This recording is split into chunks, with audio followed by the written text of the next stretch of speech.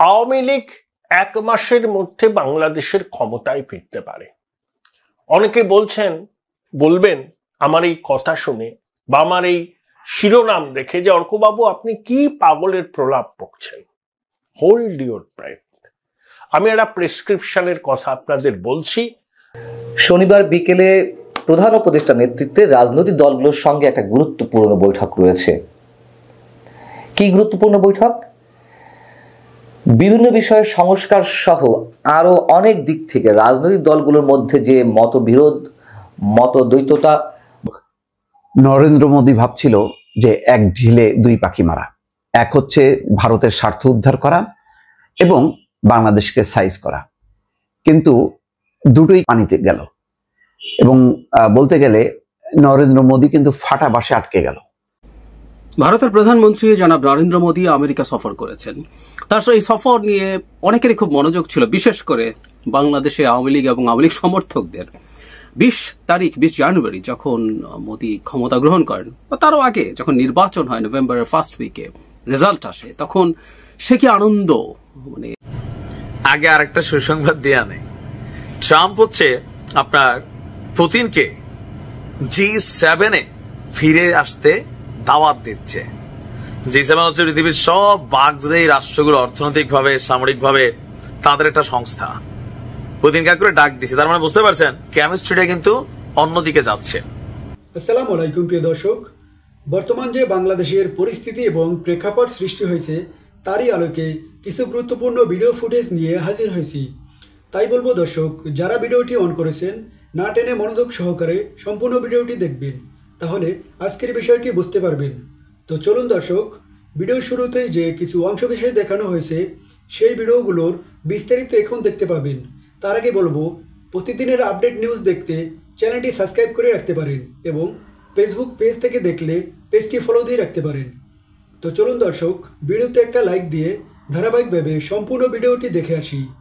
আওয়ামী লীগ এক মাসের মধ্যে বাংলাদেশের ক্ষমতায় ফিরতে পারে।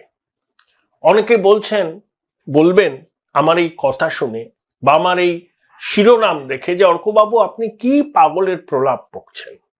Hold your breath. আমি একটা প্রেসক্রিপশনের কথা আপনাদের বলছি। সেই প্রেসক্রিপশন যদি আওয়ামী লীগ অনুসরণ করে, এক মাসের মধ্যে তারা বাংলাদেশের পলিটিক্যাল মেইনস্ট্রিমে চলে আসবে এবং ক্ষমতাও দখল করবে। কিভাবে? দেখুন, শেখ হাসিনার সময় বাংলাদেশ অনুন্নত দেশ থেকে উন্নয়নশীল দেশের তকমা পেয়েছিল, সন্দেহ নেই। শেখ হাসিনা বাংলাদেশের মানুষের জন্য অনেক সংস্কার কর্মসূচি নিয়েছিলেন, পরিকাঠামো উন্নয়নে মন দিয়েছিলেন এবং বাংলাদেশের আর্থিক বৃদ্ধি ত্বরান্বিত করার উদ্যোগ নিয়েছিলেন এবং বাংলাদেশের অর্থনীতির উন্নয়নকে অনেকে তখন মডেল বলে চিহ্নিত করেছিল। আবার তার বিরোধীরা বলেন যে তথ্য পরিসংখ্যানকে কারচুপি করে শেখ হাসিনা বাংলাদেশের বৃদ্ধিকে দেখিয়েছিলেন, বাস্তবটা কিন্তু তা ছিল না। কিন্তু একই সঙ্গে শেখ হাসিনার বিরুদ্ধে যে অভিযোগগুলো উঠেছে, যে গণতন্ত্রের কণ্ঠরোধ করা, নির্বাচনকে প্রহসন করা, বিরুদ্ধ কণ্ঠস্বরকে স্তব্ধ করে দেওয়া, সর্বত্র সরকারি নজরদারি শিল্পের পর্যায়ে নিয়ে যাওয়া, যাতে কেউ সরকারের নীতির বিরুদ্ধে মুখ খুলতে সাহস না পায়, এসব নিয়ে মানুষের মনে ক্ষোভ জন্মেছিল।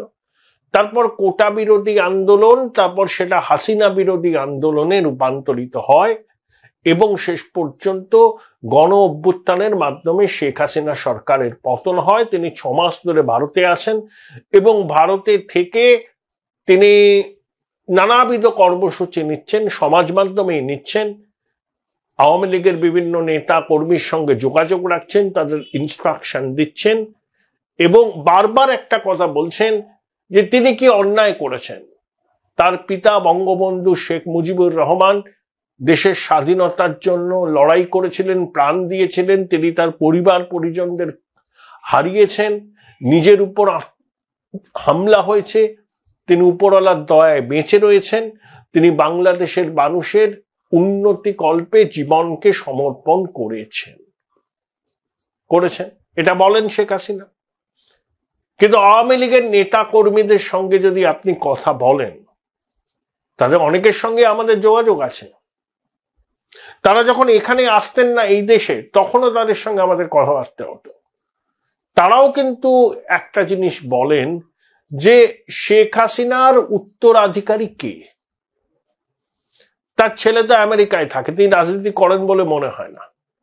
তার মেয়েও রাজনীতি করেন না। তার বোনের এক মেয়ে ব্রিটিশ পার্লামেন্টের এমপি, মন্ত্রী হয়েছিলেন, বাকিরা রাজনীতি করেন না।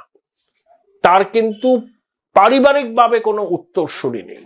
যদিও বাংলাদেশের রাজনীতিতে বিএনপি এবং আওয়ামী লীগ দুটোই পরিবার কেন্দ্রিক দল, কিন্তু খালেদা জিয়ার পুত্র তারেক রহমান রাজনীতির সঙ্গে যুক্ত ছিলেন, এখনো আছেন, এবং তিনি খালেদা জিয়ার উত্তরসূরি।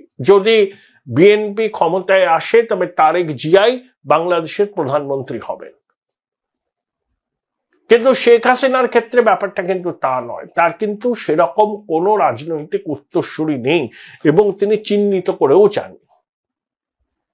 শেখ হাসিনার ৭৫ উপরে বয়স, তিনি ২০ বছর বাংলাদেশের প্রধানমন্ত্রী ছিলেন, ৯৬ থেকে ২০০১, তারপরে ২০০৯ থেকে এই ২৪-এর অগাস্ট পর্যন্ত। তাই প্রতিষ্ঠান বিরোধিতার হাওয়া শেখ হাসিনার উপর মানুষের ব্যক্তিগত ক্রোধ থাকবেই। সেই ক্রোধ পুঞ্জীবিত হয়ে এই গণ অভ্যুত্থানের চেহারা নিয়েছিল এবং এর পিছনে আইএসআই, আমেরিকার ডিপ স্টেট, ইসলামিক রাডিক্যাল ইসলামের লোকজন ছিল। এরা নতুন কোনো বিষয় না, এরা সবাই জানে। কিন্তু তা বলে কি আওয়ামী লীগের গণভিত্তি উবে গেছে? কর্পূরের মতো না। এখনো বাংলাদেশের প্রায় ৩৩-৩৪% মানুষ আছেন যারা কমিটেড আওয়ামী লীগ। কিন্তু এই মুহূর্তে শেখ হাসিনাকে নেতৃত্বে রেখে আওয়ামী লীগের পুনরুজ্জীবন কি সম্ভব? এটাই হচ্ছে বড় প্রশ্ন। আমি একটা এক্সাম্পল দিয়ে আমাদের রাজ্যে ২০০১-এর বিধানসভা নির্বাচন, জ্যোতিবাবুর ২৪ বছরের মুখ্যমন্ত্রিত্ব হয়ে গেছে, তিনি অসুস্থ, তিনিও অবসর চাইছিলেন, দায়িত্ব থেকে অব্যাহতি। সেই সময় সিপিএম এর প্রয়াত রাজ্য সম্পাদক অনিল বিশ্বাস শনিবার বিকেলে প্রধান উপদেষ্টার নেতৃত্বে রাজনৈতিক দলগুলোর সঙ্গে একটা গুরুত্বপূর্ণ বৈঠক রয়েছে। কি গুরুত্বপূর্ণ বৈঠক? বিভিন্ন বিষয়ের সংস্কার সহ আরো অনেক দিক থেকে রাজনৈতিক দলগুলোর মধ্যে যে মতবিরোধ, মতদ্বৈততা, মতনৈক্য দেখা দিয়েছে, সেগুলো নিরসনের জন্য একটা জাতীয় ঐকমত্য কমিশন গঠন করা হয়েছে, যার প্রধান হচ্ছেন আমাদের প্রধান উপদেষ্টা অধ্যাপক ডক্টর মোহাম্মদ ইউনূস, আর দ্বিতীয় প্রধান ব্যক্তি হচ্ছেন ডক্টর আলী রিয়াজ। উদ্যোগটি খারাপ না, ভালো, যে রাজনৈতিক দলগুলোর মধ্যে একটা ঐকমত্য প্রতিষ্ঠার একটা চেষ্টা করা হবে, তার জন্য একটা ফর্মাল বডি গঠন করা হয়েছে, ভালো। কিন্তু এটি যে সফল হবে সেটি তো অনেক বড় প্রশ্ন, এবং আমাদের জায়গা থেকে আমরা বলতে পারি এটি সফল হওয়ার এখন পর্যন্ত কোনো সম্ভাবনা দেখা যাচ্ছে না। এখন প্রথমে যদি বলি, যেমন আন্তরিকতা, একটা ভালো উদ্যোগ আমি সেটা বলেছি, কিন্তু কতটা আন্তরিকতার সঙ্গে কাজ করতে পারবে? প্রথম কথা হচ্ছে এই বৈঠকটা হবে শনিবার দুপুর ৩টা থেকে ৫টা পর্যন্ত। কারা বৈঠকে থাকবেন? যে 11টি কমিশন গঠিত হয়েছে তার মধ্যে মূল যে 6টি কমিশন, সংবিধান সংস্কার কমিশন, পুলিশ সংস্কার কমিশন, নির্বাচন ব্যবস্থা সংস্কার কমিশন সহ মূল যে 6টি কমিশন, তার প্রধান ব্যক্তিরা থাকবেন। কাদের সঙ্গে বৈঠক হবে? সব রাজনৈতিক দল এবং শক্তির সঙ্গে, নির্বাচন সংশ্লিষ্ট যারা স্টেক হোল্ডার। তো 3টা থেকে 5টা পর্যন্ত কি বৈঠক হবে, কি আলোচনা হবে? যদিও এটি প্রথম বৈঠক, কিন্তু শেষ বৈঠক না, যদিও আরো বৈঠক হবে। কিন্তু রাজনৈতিক দলগুলোর পক্ষ থেকে এর আগে তো প্রশ্ন তোলা হয়েছে, প্রধান উপদেষ্টা যে ধরনের বৈঠক করেন রাজনৈতিক দলগুলোর সঙ্গে, সেগুলো স্রেফ আনুষ্ঠানিকতা, এবং 15 মিনিটের বেশি এর আগে রাজনৈতিক দলগুলোকে দেওয়া হয়নি। ফর্মাল যে বৈঠকগুলো হয়েছে, এককভাবে বিএনপি যখন অন্য কোনো বিষয়ে কথা বলতে গেছে সেটা আলাদা বিষয়, কিন্তু জাতীয় ঐকমত্য প্রতিষ্ঠার ক্ষেত্রে যে বৈঠকগুলো হয়েছে আমি সেটির কথা বলছি। অর্থাৎ এইগুলো স্রেফ একটা ফর্মাল আলোচনা, আন্তরিকতা নিয়ে প্রশ্ন উঠতেই পারে। আবার দ্বিতীয় যে প্রধান একটি বিষয় আপনাদের সামনে উল্লেখ করতে চাই, এই জাতীয় ঐকমত্য কমিশনের মেয়াদ হচ্ছে 6 মাস। এর আগে বিভিন্ন বিষয়ের সমস্যা সংক্রান্ত যে কমিশনগুলো গঠিত হয়েছে সেগুলো মেয়াদ ছিল 3 মাস। 3 মাসের মধ্যে সবাই কেউই নির্ধারিত সময়ের মধ্যে সুপারিশ বা প্রতিবেদন উপস্থাপন করতে পারেনি, কম বেশি একটু সময় নিয়ে দিয়েছে। আচ্ছা, যা হোক, কিন্তু এই কমিশনের মেয়াদ কেন 6 মাস হবে? সরকারের পক্ষ থেকে যে বলা হচ্ছে যে 30শে ডিসেম্বরের মধ্যে নির্বাচন হতে পারে জাতীয় ঐকমত্য প্রতিষ্ঠা হলে। আচ্ছা, আমি ধরে নিলাম, যদিও কোনো সম্ভাবনা নেই, তারপরে ধরে নিলাম যে ঐকমত্য প্রতিষ্ঠা হবে, হওয়ার ক্ষেত্রে 6 মাস টাইম নেওয়া হয়েছে। তাহলে আলোচনা শুরু হচ্ছে মধ্য ফেব্রুয়ারি থেকে, এটি গিয়ে তো মধ্য আগস্টে গিয়ে গড়াবে, তাই না? মধ্য আগস্টে গিয়ে গড়ানোর পরে আমি যদি সফল হয়ও শেষ মুহূর্ত পর্যন্ত, তারপর 30শে ডিসেম্বর নির্বাচন হয় কিভাবে? এবং এই 6 মাস সময় নিয়ে কি কোনো প্রয়োজন ছিল? আদৌ কি জাতীয় ঐকমত্য প্রতিষ্ঠা হবে? আমরা আমাদের অতীত অভিজ্ঞতা এবং বর্তমান যে অবস্থা সেই আলোকে নেতিবাচক কথাটি তুলে ধরতে হচ্ছে যে সম্ভাবনা খুবই কম। তার কারণ এই আলোচনার ক্ষেত্রে ঐকমত্য প্রতিষ্ঠার ক্ষেত্রে কোন বিষয়গুলো আসবে? সংবিধান পুনর্লিখন নাকি সংশোধন? যেহেতু ছাত্র সমন্বয়ের পক্ষ থেকে একটি দাবি রয়েছে সংবিধান পুনর্লিখন। তারপর নতুন ঘোষণাপত্র করার ক্ষেত্রে ভারতের প্রধানমন্ত্রী জনাব নরেন্দ্র মোদী আমেরিকা সফর করেছেন। তার এই সফর নিয়ে অনেকেরই খুব মনোযোগ ছিল, বিশেষ করে বাংলাদেশে আওয়ামী লীগ এবং আওয়ামী লীগ সমর্থকদের। 20 জানুয়ারি যখন মোদী ক্ষমতা গ্রহণ করেন, বা তারও আগে যখন নির্বাচন হয় নভেম্বরের ফার্স্ট উইকে, রেজাল্ট আসে, তখন সে কি আনন্দ, মানে আওয়ামী লীগের ঘরে ঘরে ঈদের মতো আনন্দ, বা ঈদের চেয়ে অনেক বেশি আনন্দ ছিল, কি নাকি ঘটে যায়। 20 তারিখের পর এবং এবার মোদী যাওয়ার পর হলো সর্বোচ্চ উৎসাহ উদ্দীপনায় তারা পৌঁছেছিল। এবং রেজাল্ট কি হলো? গতকাল মোদির সাথে ট্রাম্পের মিটিং এর পর এক সাংবাদিকের এক প্রশ্নের জবাবে জনাব ট্রাম্প যা বলেছেন সেটা নিয়ে নানা রকম ব্যাখ্যা বিশ্লেষণ এসছে। নিজেও কথা বলেছি, শুধু আমাদের দেশে না, ভারতেও, মানে বাংলাদেশকে মোদির হাতে ছেড়ে দিয়েছেন ট্রাম্প, এরকম ভিডিও, প্রচুর আলোচনা ইন্ডিয়ার মিডিয়াতেও হচ্ছে।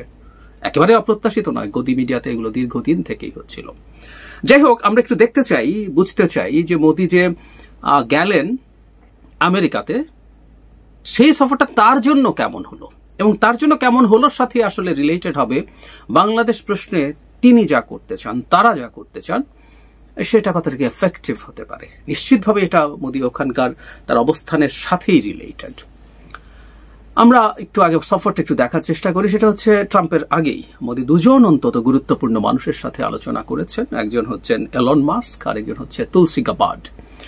এলন মাস্ক দেখা যখন করেছেন, মানে তিনি তার বাচ্চাদের নিয়ে গেছেন, মোদি নিয়ে গেছেন তার হাই প্রোফাইল অফিসিয়ালস, এবং মাস্কের বাচ্চারা, তাদের ন্যানিরা, এটা নিয়ে লোকজন প্রচুর হাসাহাসি করেছে, এবং এমন ছবিও দেখা গেছে বাচ্চারা খেলছে এবং দুজন সেটার দিকে তাকিয়ে আছেন। ফলে ইটস অ্যান ইন্ডিকেশন যে খুব গুরুত্বপূর্ণ কোনো আসলে আলোচনা হয় নাই, কারণ ন্যানিদের ক্যাটলিস্ট সামনে রেখে, তারা তো অ্যাডাল্ট, তাদেরকে সামনে রেখে কোনো গুরুত্বপূর্ণ আলোচনা হতে পারে না। সুতরাং মাস্ক এখন অতি পাওয়ারফুল, মানে ট্রাম্পের পর ডিফ্যাক্টো সেকেন্ড মোস্ট পাওয়ারফুল মানুষ। কেউ কেউ অবশ্য বলেও ফেলেন he is the most powerful, what ever. তার সাথে এই বৈঠকটা খুব সিগনিফিক্যান্ট কিছু ছিল বলে আমরা মনে করি না, তবে মনে খুবই খাতির করার চেষ্টা করেছেন। তিনি সেই গুজরাটের চিফ মিনিস্টার থাকার সময় থেকেই মাস্ককে চেনেন, ইত্যাদি ইত্যাদি, তার ইভি এই করবে সেই করবে, প্রচুর তেল মেরেছেন। খুব সিগনিফিক্যান্ট বলে আমি মনে করি না। আবার খুব ফানি ব্যাপার আছে, মানে আমেরিকাতে দাঁড়িয়ে ইন্ডিয়ান টিভি চ্যানেল, আমি ভুল না করলে এনডিটিভিতে একজন ওখানে রিপোর্টার, ওখানকার একজন লোকাল, মানে আমেরিকান সিটিজেন কিন্তু ইন্ডিয়ান বংশোদ্ভূত, তিনি ওখানে বিভিন্ন জায়গায় কাজ টাজ করেন, তিনি এই যে পরিবার নিয়ে দেখা করেছেন, এটা একটা গভীর সম্পর্কের ইন্ডিকেশন দেয়, এটাই এভাবে বলার চেষ্টা করেছেন। যাই হোক, এটা সরিয়ে রাখি। গুরুত্বপূর্ণ একটা মিটিং। আমি ইনফ্যাক্ট ভবিষ্যতে বাংলাদেশের জন্য এই একটা জায়গাকে একটু ভয়ের বা একটু শঙ্কার বলে মনে করি, সেটা হচ্ছে Tulsi Gabbard. Tulsi Gabbard chief of intelligence হয়েছে। আমি তাকে নিয়ে একটা ভিডিও করেছিলাম, আমি ওখানে কয়েকটা বিস্তারিত তথ্য দিয়েছি, আলোচনা করেছি। আমেরিকার 17টা মানে গোয়েন্দা সংস্থা, আপনি যেগুলোর নাম মনে করতে পারেন, সিআইএ বলেন, এফবিআই বলেন, অল দ্য মিলিটারি ইন্টেলিজেন্স, এর মধ্যে আর্মি, নেভি, এয়ারফোর্স, কোস্টগার্ড, সবকিছু আসলে এই চিফ অফ ইন্টেলিজেন্সের অধীনে। এবং তিনি তাকে তীব্র বিতর্কের পর তিনি পার পেয়ে গেছেন, সেনেট তার নিয়োগ ফাইনাল করেছে ভোটাভুটিতে শেষ পর্যন্ত। ফলে তিনি আসেন এবং মোদি তার সাথে দেখা করেছেন। এবং ভারতের পত্রিকায় অন্তত এরকম নিউজ আসছে যে এখানে বাংলাদেশও আলোচনার মধ্যে ছিল। একটা পত্রিকায় খেয়াল করুন, ইকোনমিক টাইমস, এরকম আরো অনেক জায়গায় এসছে। তো তুলসী গাবার্ড সম্পর্কে একটু ছোট তথ্য দিয়ে রাখি, আমার ওই ভিডিওটা আপনারা একটু দেখে নিতে পারেন। মানে ইনি আসলে মানে হোয়াইট আমেরিকান, কিন্তু তার মা হিন্দু হয়ে গিয়েছিলেন, হিন্দু ধর্ম গ্রহণ করেছিলেন, পরে তার বাবাও করেন, উনি নিজের জন্ম থেকে হিন্দু, অত্যন্ত প্র্যাকটিসিং হিন্দু তারা। নট অনলি দ্যাট, বিজেপি করেন এরকম মনে হতে পারে তুলসীকে। উনি ভারতে গিয়ে মোদির সাথে ঝাড়ু দিয়ে এসছেন, মোদির প্রতি অত্যন্ত মুগ্ধতা তার আছে অনেক আগে থেকে। ইনি আগে ডেমোক্র্যাট ছিলেন, এখন রিপাবলিকান হয়েছেন। শুধু তাই না, 13 বা 14 সালে তিনি যখন বিয়ে করেন, মানে তখনও তেমন কিছু হননি, উনি একবার হাউস অব রিপ্রেজেন্টেটিভস এর মেম্বার হয়েছিলেন, কিন্তু তারও আগে রীতিমতো বিজেপির তখনকার জেনারেল সেক্রেটারি সম্ভবত রাম মাধব মোদির বার্তা নিয়ে গিয়েছিল। আমরা একটু হিসাবটা মিলিয়ে রাখবো, অনেক দিন থেকে তার সাথে এই সম্পর্ক রক্ষা করছেন এবং ঘটনাচক্রের খুবই পাওয়ারফুল জায়গায় আছেন। হতেই পারে বাংলাদেশ নিয়ে তার সাথে আলোচনা হয়েছে, এটা আমাদের একটু মাথায় রাখতে হবে আমাদের সাথে ভারতের কেমিস্ট্রি নিয়ে ভবিষ্যতের ক্ষেত্রে। এরপর ট্রাম্পের সাথে তার যা বৈঠক ছিল, সেই বৈঠকে আসলে কি হলো, দুজনের প্রেস কনফারেন্স আছে, হোয়াইট হাউস এটাকে আপলোড করেছে পুরোটা, এবং মোদি নিজেও করেছেন। মোদির স্পিচটা হিন্দিতে, কিন্তু আমি হোয়াইট হাউসেরটা শুনেছি, যারা হিন্দি কম বোঝেন তারা ওখানের তারটা ইংলিশে বলা আছে, সুতরাং শুনে নিতে পারেন। দুজন প্রথম দুটো বক্তৃতা দেয়, তারপর কিছু প্রশ্ন নেওয়া হয়। স্বাভাবিকভাবে যেটা হয়, কিছু সৌজন্যের কথাবার্তা হয়, খুব সিগনিফিক্যান্ট অনেক কিছু যে হয়েছে। আমি ওদের জয়েন্ট যে স্টেটমেন্ট সেটাও দেখেছি, অনেকগুলো ভাগে ভাগ করা, ডিফেন্সে কি করবে তারা, ট্রেড অ্যান্ড বিজনেসে কি করবে তারা, টেকনোলজিতে কি করবে, অনেক অনেক গুরুত্বপূর্ণ কিছু হবে তা না। তবে আবার একই সাথে ভারত যেহেতু তাদের এই অঞ্চলের খুব গুরুত্বপূর্ণ একজন পার্টনার, ভারতের সাথে সেই পার্টনারশিপগুলোর কথা আছে। জনাব ট্রাম্প ভারতের প্রশংসা করেছেন, ভারতের কাছে জিনিসপত্র বেচতে চেয়েছেন, কিন্তু তার যে মূল জায়গায়, সেই জায়গায় কিন্তু তিনি কঠোর ছিলেন। যেমন ধরি আমরা, খুব ক্লিয়ারলি তিনি ট্রেড অ্যাবিউজার বলেছেন ভারতকে, যে ভারতের ট্যারিফ ইজ সো টাফ, এবং উনি উদাহরণ দিয়েছেন। নরেন্দ্র মোদী ভাবছিল যে এক ঢিলে দুই পাখি মারা, এক হচ্ছে ভারতের স্বার্থ উদ্ধার করা এবং বাংলাদেশকে সাইজ করা, কিন্তু দুটোই পানিতে গেল। এবং বলতে গেলে নরেন্দ্র মোদী কিন্তু ফাটা বাসে আটকে গেল। নরেন্দ্র মোদী বা ভারতের ভাবনা ছিল যে এবার মার্কিন যুক্তরাষ্ট্র সফরে যে এই অঞ্চলের সোল এজেন্ট হিসাবে সামনে আবির্ভূত হবে, অর্থাৎ এই অঞ্চলের অধিপতি নরেন্দ্র মোদী, এমন একটা স্বীকৃতি তিনি আদায় করবেন। নরেন্দ্র মোদী যেহেতু ফিলিস্তিন নিয়ে, তারপরে ইউক্রেন, রাশিয়া এগুলো নিয়ে ব্যস্ত থাকবে, এই অঞ্চলের দায়িত্ব তিনি পাবেন। বাইডেন তার উপরে বিশ্বাস রাখছিল না, ট্রাম্পের কাছ থেকে সেই একটা সনদ তিনি নিয়ে দেশে ফিরবেন। কিন্তু দেখা গেল যে স্বয়ং নরেন্দ্র মোদী ফাটা বাসে পড়ে গেল বা ফাটা বাসে আটকে গেল। কিভাবে আটকে গেল? মোদির কাছ থেকে উল্টা ট্রাম্প বিপুল পরিমাণ বাণিজ্যিক এবং অর্থনৈতিক সুবিধা আদায় করে নিয়েছেন। মোদিকে বাধ্য করলেন যে বিলিয়ন বিলিয়ন ডলার ব্যয়ে মার্কিন যুক্তরাষ্ট্রের কাছ থেকে তার যুদ্ধ বিমান কিনতে হবে, আরো অন্যান্য যেই আইটি প্রযুক্তি, আরো অনেক কিছু একটা লিস্ট সম্মত ধরিয়ে দিয়েছে। বলেছে যে তোমার সাথে আমাদের প্রায় 600 থেকে 1000 মিলিয়ন বাণিজ্য ঘাটতি আছে, সেই ঘাটতি পূরণ করতে হবে তোমাকে, অর্থাৎ আমেরিকা থেকে বিপুল পরিমাণ তোমাকে কিনতে হবে। এবং মোদি কিন্তু অনেকটা কাচুমাচু করে বাধ্য হয়েছে সেই চুক্তি সম্পাদনে। এক। 2 নম্বর হলো যে মোদিকে এমন কোনো অথরিটি দেয়নি যে সে বাংলাদেশ সহ এই অঞ্চলের শাসনগিরি করবে বা মাতবুরি করবে। যেমন একটা মিসলিডিং খবর ছিল, আনন্দবাজার পত্রিকা সহ অনেকগুলো পত্রিকা করেছে যে বাংলাদেশের ব্যাপারটা তার উপর ছেড়ে দিয়েছে, আসলে একেবারে তুচ্ছ তাচ্ছিল্য করেছে। ডোনাল্ড ট্রাম্প বরং তাচ্ছিল্য করে বলেছে যে ভারত শত শত বছর ধরে বাংলাদেশ নিয়ে গবেষণা করছে, তো বাংলাদেশ নিয়ে তারাই বলুক, এটা আমাদের কোনো ইন্টারেস্ট নেই। তার মানে বাংলাদেশ নিয়ে যে ঘাটাঘাটি করুক ভারত এটা পছন্দ করে না। কেন করে না? প্রথম লাইনটাই খেয়াল করেন, প্রথম লাইনটাই ছিল যে মার্কিন ডিপ স্টেট বাংলাদেশের রাজনৈতিক পট পরিবর্তনে কোনো ভূমিকা রাখেনি। তাহলে পরিষ্কার, তার মানে কি তাদের যেই পূর্বসূরি বাইডেন অথবা তার আগে বাংলাদেশের ব্যাপারে তাদের যে ফরেন পলিসি সেটাকে তিনি আপহোল্ড করলেন। অথচ দেখেন ইউক্রেন, গাজা অনেকগুলো নীতিতে কিন্তু বাদ সাধলো ডোনাল্ড ট্রাম্প ক্ষমতায় এসেই বাইডেনের অনেকগুলো নীতি উল্টে দিয়েছে, কিন্তু বাংলাদেশের ব্যাপারে উল্টে দেয়নি। কেন দেয়নি? এর মূল কারণ হচ্ছে রাশিয়া সবার সাথে একটা কৌশলগতভাবে খেলাধুলা করে, তার স্বার্থটা রেখে সে একবার খেলাধুলা করে হচ্ছে আমেরিকার সাথে, আরেকবার করে হচ্ছে রাশিয়ার সাথে, বিভিন্ন যেখানে তার স্বার্থ। তার মানে ভারত একেবারে অ্যাবসলুট কোনো মিত্র না, কিন্তু বাংলাদেশের অ্যাবসলুট মিত্র এই মুহূর্তে মার্কিন যুক্তরাষ্ট্র ছাড়া কি আর কেউ আছে? কেউ নেই। এটা মার্কিন প্রশাসনও জানে যে বাংলাদেশের এখন যে রাজনৈতিক ভূমিকা অবস্থান, তাতে মার্কিন যুক্তরাষ্ট্র আগে আরেকটা সুসংবাদ দিয়ে আনে। ট্রাম্প হচ্ছে আপনার পুতিনকে G7 ফিরে আসতে দাওয়াত দিচ্ছে। G7 হচ্ছে পৃথিবীর সব বাগজেই রাষ্ট্রগুলো অর্থনৈতিকভাবে, সামরিকভাবে তাদের একটা সংস্থা। পুতিন কাকুরে ডাক দিচ্ছে, তার মানে বুঝতে পারছেন কেমিস্ট্রিটা কিন্তু অন্যদিকে যাচ্ছে। তাহলে ইউক্রেনের কি হবে? সম্ভবত ইউক্রেনের প্রেসিডেন্ট জেলি তার দেশের যে খনিজ সম্পদের দিকে ডোনাল্ড ট্রাম্প হা করেছিল, সম্ভবত ওইখানে কোনো একটা দ্বিমত দেখা দিচ্ছে। হুট করেই ট্রাম্প 360 ডিগ্রিতে ইউক্রেনের বিরুদ্ধে অবস্থান নিচ্ছে। এটা নিয়ে ইউক্রেন আবার হুঙ্কার দিচ্ছে, মানে মানা যায় ঘটনার প্রেক্ষাপট কি। রাশিয়া ঝুঁকেঙ্গে নেই সালা স্টাইলে আছে, বলছে পুরো ইউরোপের সাথে লড়াই করব, প্রস্তুতিও আছে। রাশিয়ার হালকা কেউ নিচ্ছে না। দেখেন ইউক্রেন যুদ্ধে রাশিয়া হালাল ভাবে যুদ্ধটা করতেছে, হারাম ভাবে করলে এতক্ষণে কেল্লা ফতে হয়ে যেত, মানে পারমাণবিক সেক্টর নিয়ে করলে।